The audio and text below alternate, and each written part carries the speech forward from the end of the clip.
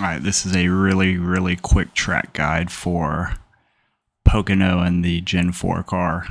This is a qualifying run, but I'm going to point out some braking markers and whatnot that you would use in the race. But just for reference, I qualified a 54 flat. I was in top split. You can see what the pole time was. It's like a 5200 iRacing guy. Not that it matters, but anywhere between a 53.5 all the way down to a 54.7. I think this was around a 2000 iRacing. Just give yourself some reference. Anyways, head down to front stretch. This track's actually, they make it pretty easy. There's good markers. So you got 3 cones, 2 cones, and 1 cone.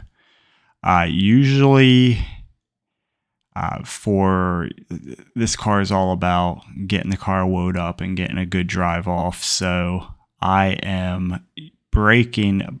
I say the 1 cone. It might be a little bit before my car gets to it,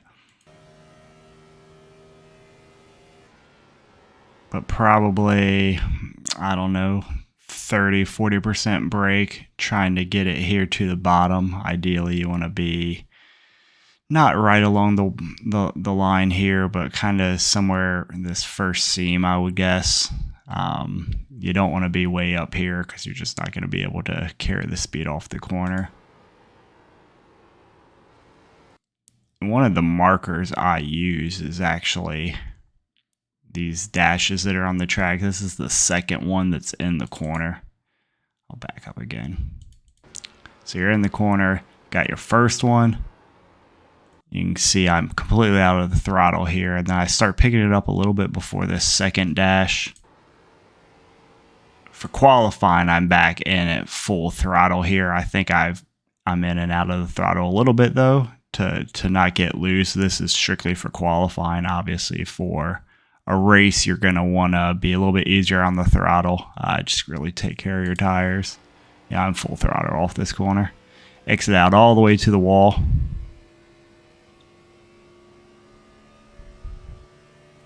And again, they got 3 cones, 2 cones, 1 cone. There's a stoplight, and then there's a Pocono banner on the wall.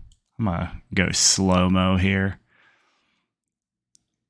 So for qualifying, I'm braking a little bit before this black banner that's on the wall that says, I believe it says Pocono.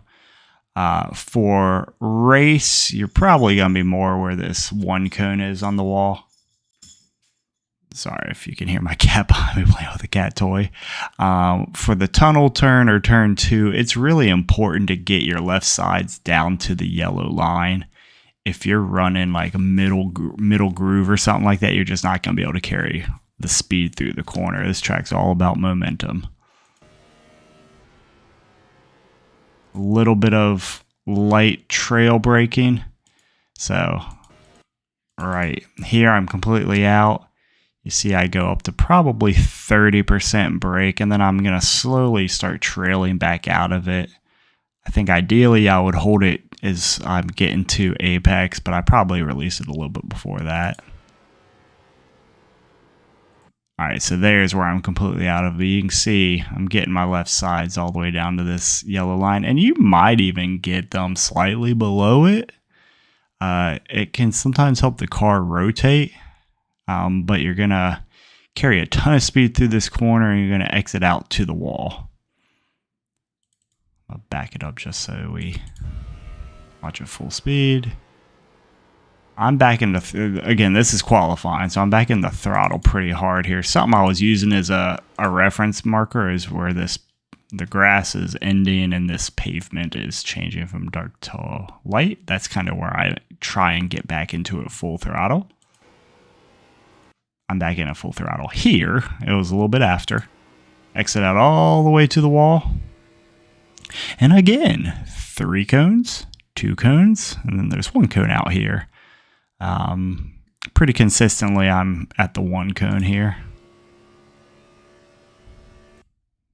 So I'm still in it. I think qualifying, I may have drove it in a little bit deeper. Yeah, I did. Let's see, I peak similar to a tunnel turn, maybe even a little bit less braking. I'd say that's probably closer to 20%. I want to get it down towards the... I run a little bit high here. I think ideally you get your lefts down to the yellow line. I've even seen people dip them below the line here. But your goal is to get back into the throttle pretty aggressively here and exit out all the way to the wall. You don't want to do it too early or you're going to get really, really tight and push into the wall potentially and hit it.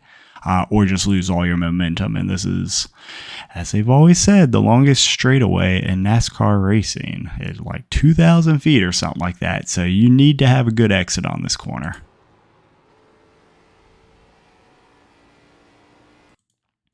A good marker to, you can see me, I'm in and out of the throttle here, but a good marker that you want to be in it close to full throttle or really rolling back into the throttle is where this grass patch starts. The rumble strip ends, the grass patch starts. Qualifying again, I'm carrying a ton of speed here. Really long straightaway, so I'm going to let this play at full speed here. So again, one cone on the wall, a little bit before it if you're at race pace.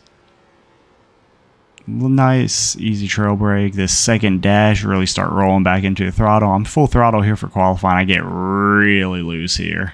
So I lost a little bit of time. I probably would have run a little bit better lap had I not done that. This one cone on the wall, or like right as you're getting to the Pocono.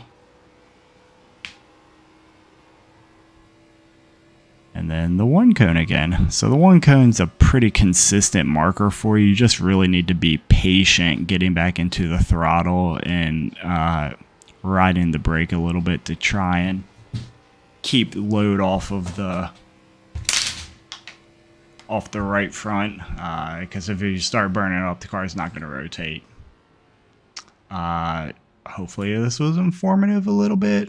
I know for people that are in the league with me, I'm not going to be in this race, but I want to get something out to see if it helps anybody. Talk to you later.